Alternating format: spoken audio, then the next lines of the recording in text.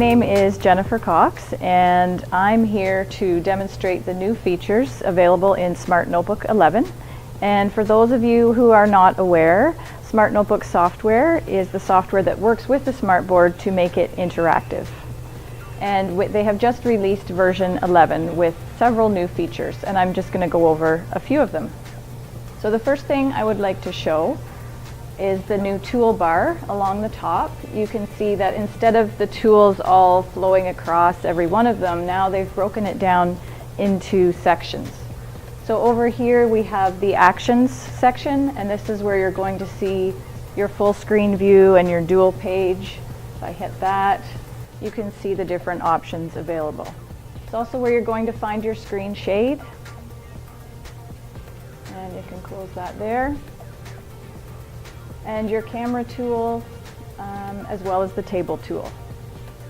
The next section in the middle is called the plugins section, and this is for anything extra that you may have as part of your notebook software. And right now I have the Smart Response installed, as well as the math tools, the trial. So anything extra would appear in the middle. And over here is where you have all the tools that you would be used to seeing. So we have the different pens available. And you can see as you choose one, it opens up another menu here for you to be able to format that tool. The next new thing I'd like to show is the Crayon Pen, which can be fun depending on your age. So over here with the pen tool, you can go over here and choose this arrow, and you'll see the different pens available. So you would choose the crayon. And this is an example of how you might want to use this with your class. So we're going to choose the orange crayon, and we can also change the thickness over here of the line. And we'll start here and follow the dot to dot.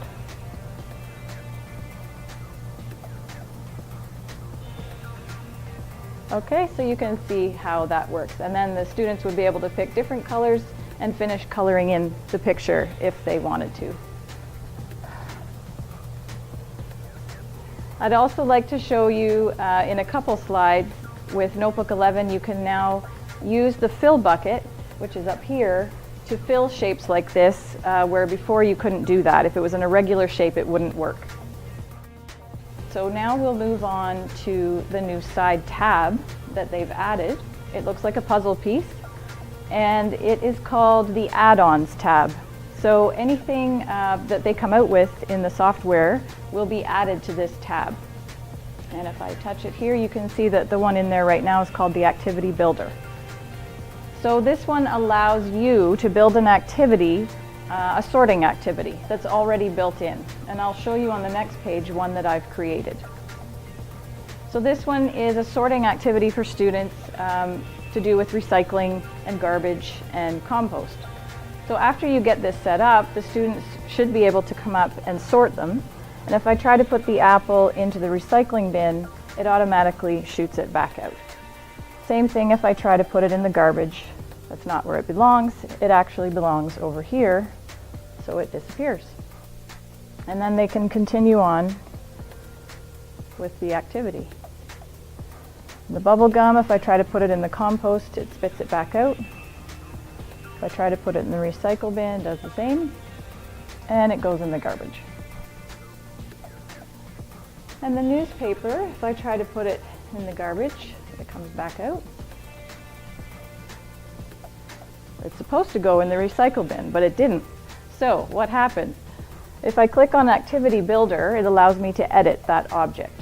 So now that I've got my recycle bin selected, I can edit the items that are supposed to be accepted or deleted from it. So if I say edit, you can see that it's selected, and now you can see in these two boxes I don't have the newspaper anywhere, so it doesn't know what to do with it. So I'll make sure that I drag the newspaper over into the accept category, and now I can say done. And now it should go into the recycle bin. So that's the Activity Builder. That's just one example of how you can use it. If you go into the gallery, you can go into this folder here, Lesson Activity Examples, and you can see there's about 30 different ways that they've shown you how to use the Activity Builder. The next thing I'm going to show is the irregular shape fill and the enhanced image fill. Before, when you tried to put an image inside a shape, it didn't really sit right inside the shape. So now, if I go to my properties, make sure I have it selected. When you go to put an image in, you can see down here at the bottom where it says scale image to fit or keep image size. So that's a new option. If you had pictures of your students and you wanted to put them inside a shape, it's much easier to do easily now. And the fill bucket, if I took my pen and I did a circle, I can now go back to my arrow and select that circle, go to the fill bucket, and fill it with yellow. You couldn't do that before. The next new feature of Notebook 11 is the ability to insert an internet browser right into your page. You still have the ability to add a link to your page, but even more convenient is adding an internet browser right to the window. So if I go up to Insert, you will see the option to insert an internet browser. And now I can type in an address. We'll go to a website that I like to show. It's called teachkidsnews.com. And once you type the address in there, it will start to go to that website. Here we are. So you can see it may not be super convenient to read something within this window, but at least you have the link there. In order to enlarge it or to shrink it, all I do is drag over top of the whole window, and you'll see that your selector box comes up, and that way I can resize it.